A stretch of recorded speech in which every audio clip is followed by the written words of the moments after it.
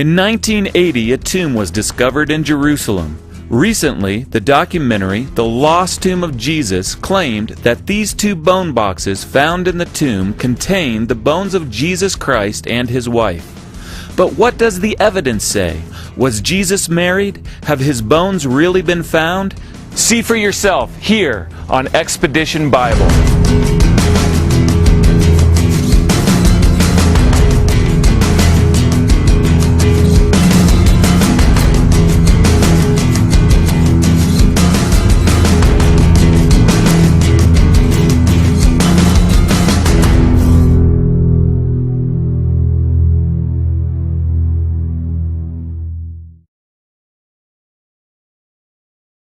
In our search for answers to this serious challenge against Christianity, the team traveled to Jerusalem, where we met with one of the tomb's original excavators, Dr. Shimon Gibson. Quite frequently people sort of say to me, well, have you heard about this tomb of Jesus, which has been found in Talpiot? What do you think about it? Could it be the tomb of Jesus? And the first thing I say to people is, well, I actually excavated at that tomb. And they sort of look at me in a very puzzled way, and they say, so is this then the tomb, the family tomb of Jesus? Was Jesus buried there? Have his bones been found?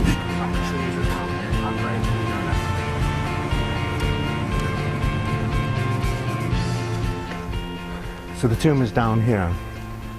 This is it. This is the place. See? This is a slab which is above the shaft, which leads down to the so-called family tomb of Jesus. And I emphasize so-called.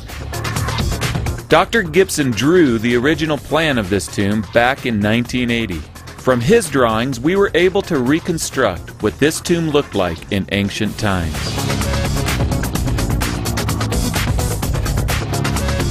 This stone bench is where a body would have been laid out in burial.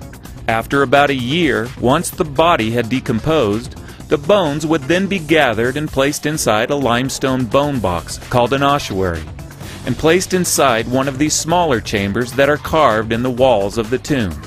In some cases, a name would be inscribed on the side of the ossuary to identify the person or sometimes people whose remains were contained inside. So what would the implications be for Christians if they really have found the bones of Jesus here? I think if the bones of Jesus were actually found, then that would imply that Jesus of Nazareth did not rise from the dead, that the earliest disciples were either massively deceived or massive deceivers themselves, and that therefore Christianity is basically a sham. I would cease to be a Christian. I would give up Christian belief, because I think it's absurd to believe that someone is risen from the dead and therefore immortal and glorious when in fact he's died and rotted away. That would be pure mythology, and I don't believe in mythology. Since the implications of the claim that the bones of Jesus were found here are so serious for Christians, it's important that we understand exactly what was found in this tomb. Dr. Amos Kloner, who was in charge of the excavation of the Talpiot tomb, along with Dr. Gibson, take us back to their experience in 1980 when the tomb was first discovered. One evening I received a call from Dr. Amos Kloner saying to me, there's a tomb which Joseph Gatt is excavating. Would you be willing to pop along and investigate, help him record the tomb? I asked Shimon Gibson to draw the plan and prepare a section of the cave. I went the following morning, arrived at the site. There were 10 ossuaries all in all, and I recorded onto my plan. I would say that this is a common Jewish tomb from the 1st century AD with ossuaries that belonged to the family members, and they scrawled on the sides of them family member names. And that's about it. Generally speaking, the tomb at the time looked a common one, an ossuary burial place. In this case, 10 ossuaries with 6 inscriptions. This is considered a common tomb because the names inscribed on the ossuaries are common names.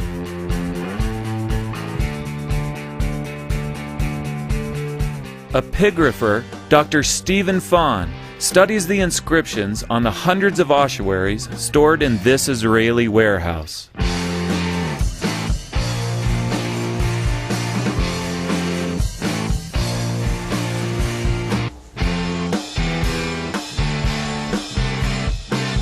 This is one of the Talpiot tomb ones.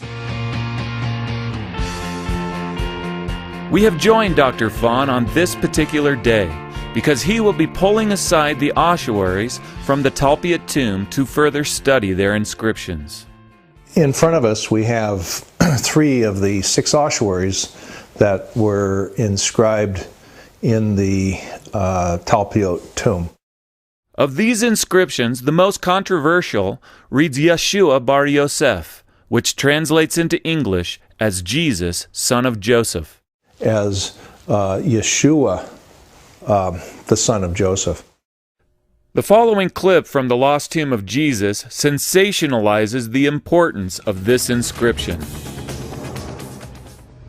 And on one of the ossuaries discovered in the Talpiot tomb, written in Aramaic, was an astonishing name. Yeshua bar Yosef. They've evaluated this from the standpoint of the common person on the street rather than according to what the common person on the street, let's say 2,000 years ago, would understand if you saw that there was a Jesus, son of Joseph. These are very, very common names, and it's kind of making the mountain out of a molehill type of thing. There were at least 2 other ossuaries on which the name Yeshua bar Yosef were found during the 20th century. One of them was found in 1945. The headlines of the newspapers were half of the page, that the remains of the family of Jesus were found by a Jewish archaeologist in Jerusalem, etc. But I'm not surprised at all, because these are the most common names. This is really a very common set of names that you're going to expect to find in just about any family. 5% of the population would have the name Jesus. 10% of the population would have either the name Joseph or Mary. In fact, it might be more like 15% for the name Mary. In fact, in Jerusalem, at the time of Jesus, there was a very small variety of names in common use. Scholars have estimated that a pool of only 16 names accounted for nearly 75% of the population of the time. All the names found in the Talpiot tomb come from the list of these most common 16 names of the period. Maria is found twice in the tomb. Yosef or Yose, the short form, is found twice in the tomb. We have Judah, found on the tomb. Certainly we have Martha, we have Jesus, Yeshua, and we have Mattai found in that. And these are all quite common. In fact, these are in the top 12 names found in Jewish names of that day. Since the Talpiot tomb contains common names, it is very difficult, if not impossible, to identify with any one family, because the names could easily represent practically any family living at the time. To highlight the Talpiot tomb from around 1,000 other first-century tombs that have been found in and around Jerusalem, you would have to argue that the inscribed names found inside were somehow unique. This is exactly what certain filmmakers and authors have attempted to do. The following clip from The Lost Tomb of Jesus is a good example of this. Then, on a 5th ossuary, they uncovered another inscription. The inscription has 2 parts. The second part reads Mara, while the first part is a diminutive of Mariamne. Let's say in this very tomb of Talpiot, the second Mary was clearly identifiable as Mary Magdalene, let's say. Right. What would be your reaction then inside this cluster? It would be fascinating and certainly draw much more attention and raise many more questions. But is there any reason to connect this inscription with Mary Magdalene? Here, look right here. We have the squared script M-A-R-I-A-M-E, Mariame.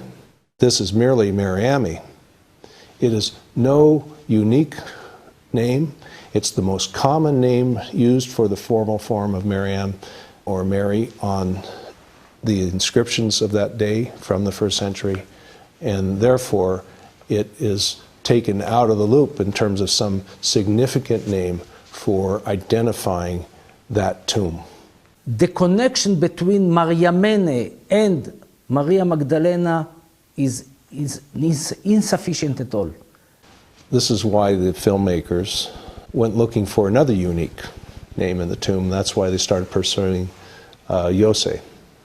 And as it turns out, it's just another desperate attempt to try to link this tomb with the family of Jesus.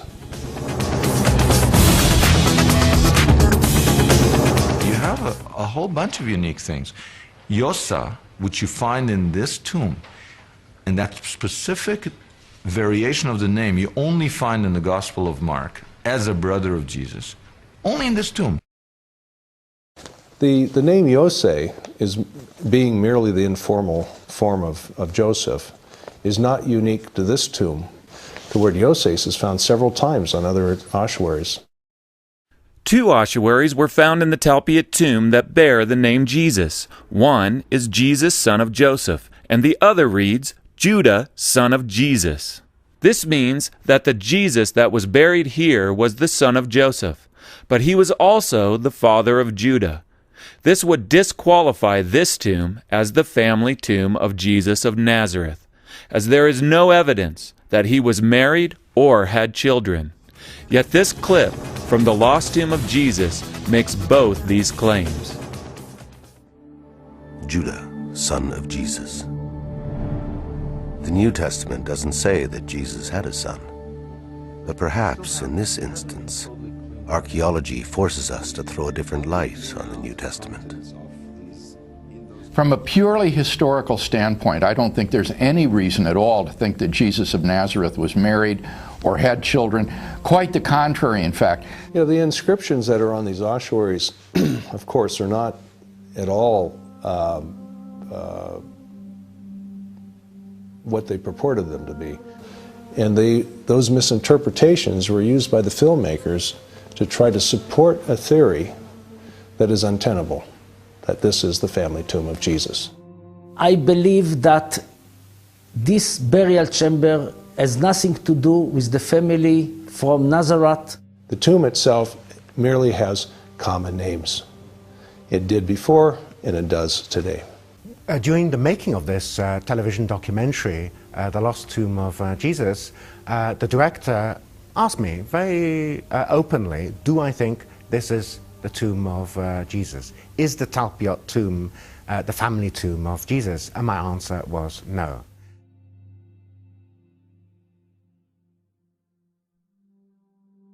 The filmmakers now utilize forensic archaeologist Stephen Cox to remove bone samples from 2 of the Talpiot tomb ossuaries. In the documentary, my expertise was used to collect material that was found in the ossuaries. Despite the scholarly conclusion that the ossuary inscribed Jesus, son of Joseph, has no connection with Jesus of Nazareth, the following clip from the lost tomb of Jesus heavily insinuates that it does.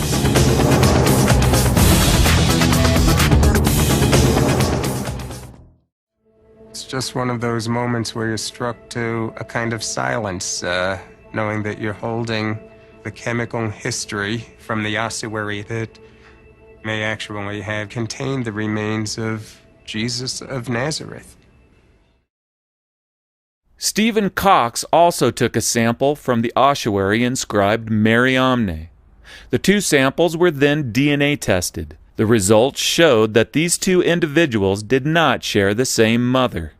From this, the film concludes that these two individuals must be husband and wife. It was concluded that these people must have been married. This is a huge jump in logic.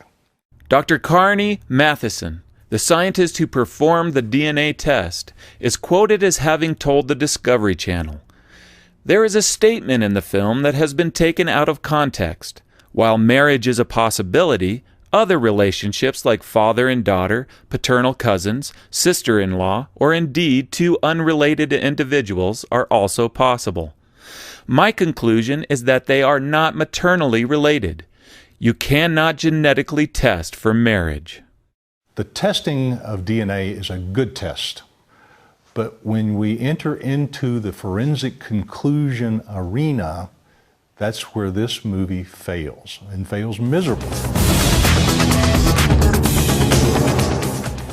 And so perhaps Jesus and Mary Magdalene were married, as the DNA results from the Talpiot ossuaries suggest. To conclude that these two people were husband and wife in this documentary is preposterous. No writings throughout history until recent filmmakers has there ever been anyone who has stood up to say that Jesus was married. That's not within the realm of Christian historiographers, nor in the realm of those who are pagan antagonists of Christianity has it ever been implied that Jesus was married. It would be inconceivable, I think, that if Jesus of Nazareth had left behind a widow in the early church, that there would be no mention anywhere in any of the documents of such a person. When I was invited to be involved with the documentary, it was not a direction to identify anyone at that point or to make a relationship between a Jesus and a Mary. And I think these are terrible things to try and convince or dupe an audience into believing that are not substantiated by any form or fact whatsoever.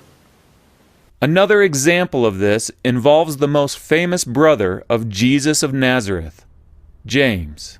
An ossuary appeared on the antiquities market some time ago that bears the controversial inscription, James, son of Joseph, brother of Jesus. The Lost Tomb of Jesus filmmakers begin their desperate attempt to get this ossuary connected to the Talpiot tomb by emphasizing that one of the 10 ossuaries recorded by Dr. Gibson is missing. Somehow, somewhere, one of the Talpiot ossuaries went missing. And it is with this missing ossuary that a new mystery begins. Perhaps the ossuary was stolen. Maybe a worker at the site in 1980 had light fingers. Professionally, I'm insulted. Believe me, we are doing our best way to document all the findings in the right way they appeared. And the 10th ossuary was a plain one. But to blame us that we have smuggled or we didn't pay attention or allowed to steal it, that's a real blame, and I will not accept it. Yet, the original excavators, Dr. Kloner and Dr. Gibson, both told us that the 10th ossuary from the Talpiot tomb was broken, undecorated, and uninscribed, and therefore recorded but not stored in the main antiquities warehouse. The 10th ossuary, being plain one, it was left with many other undecorated and uninscribed ossuaries in the courtyards. The filmmakers and writers on this subject then claim that this missing ossuary must have been the James ossuary, but the evidence clearly contradicts this claim. It will be an enormous leap to go from a broken, uninscribed and undecorated 10th ossuary from the Talpiot tomb to that of the James ossuary, which is complete, decorated and inscribed. So I don't think there's any connection between the two. I think it's a bit of a nonsense, but there you are. There is no way that we can actually connect the James ossuary with that tomb, and the evidence should just end right there. All we had to do was scratch the surface. We found so many errors and so many manipulations that the lost tomb of Jesus ends up falling into the realm of what one would consider to be a hoax. Let's look at an example of such a manipulation. In the clip you are about to see, the filmmakers try to convince their audience that this symbol on the entrance to the Talpiot tomb is an early symbol of the followers of Jesus, by matching it with these scratch marks on an ossuary in another tomb.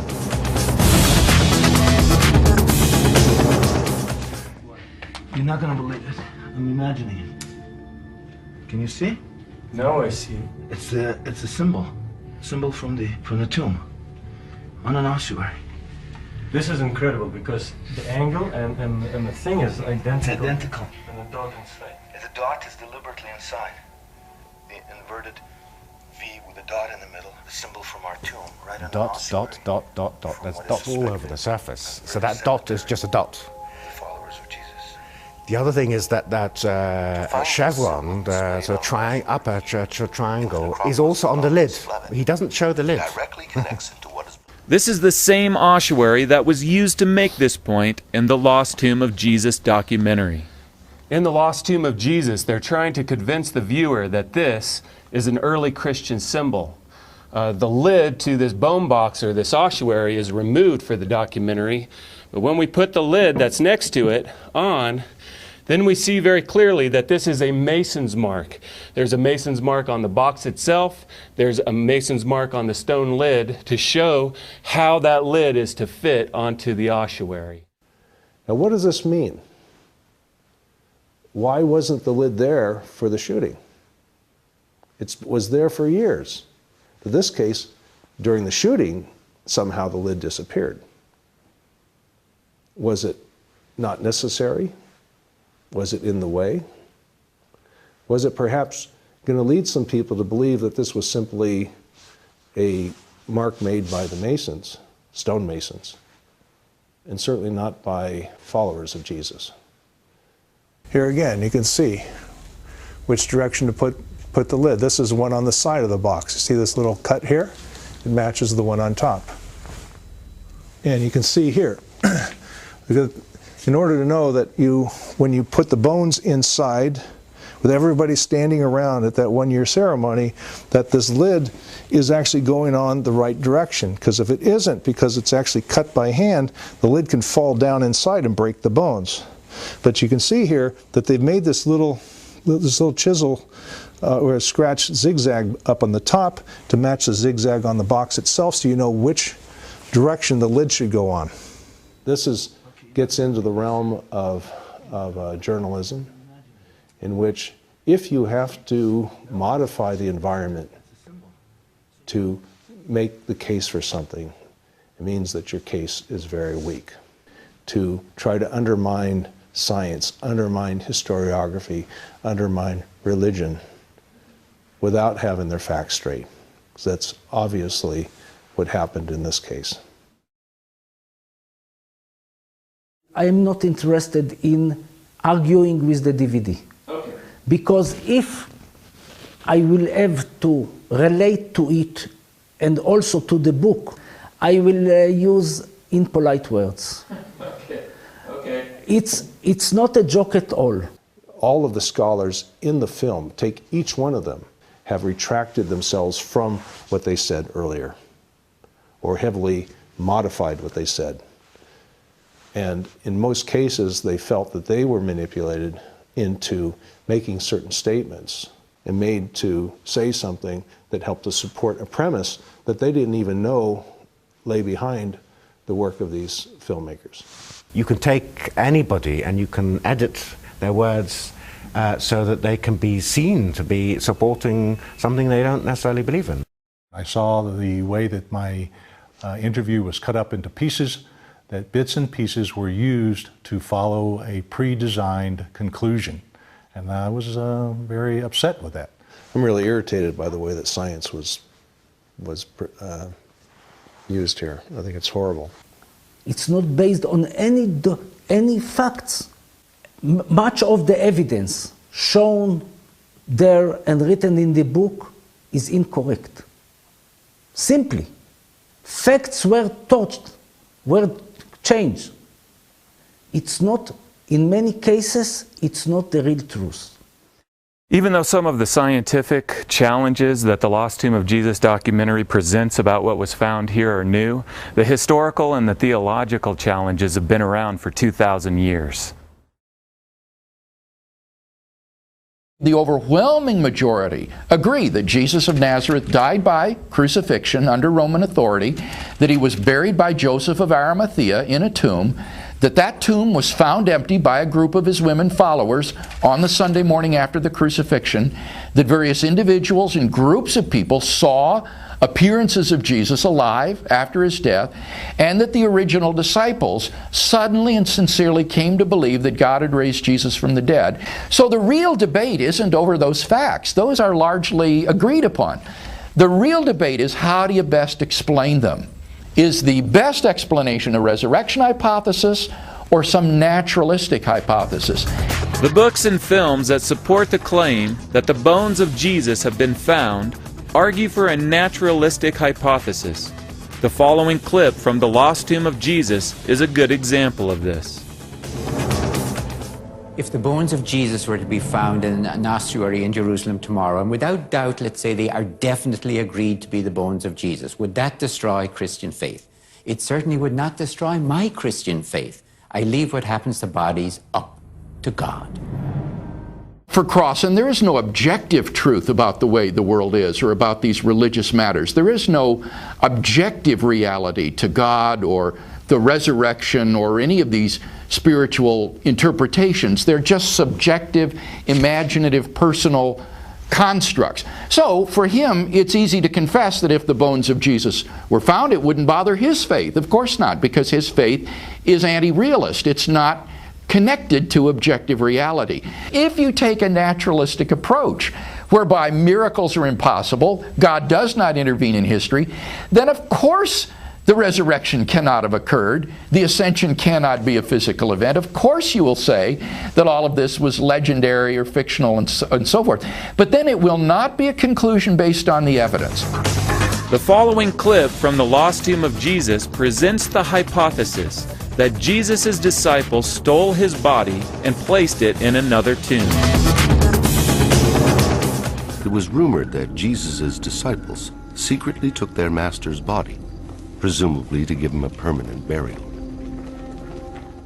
The problem with the hypothesis that the disciples secretly took Jesus' body in order to give him a permanent burial is that it's just a non-starter with respect to explaining the origin of the Christian movement. It wouldn't do anything to establish or evoke a movement founded upon belief in the resurrection of the dead man.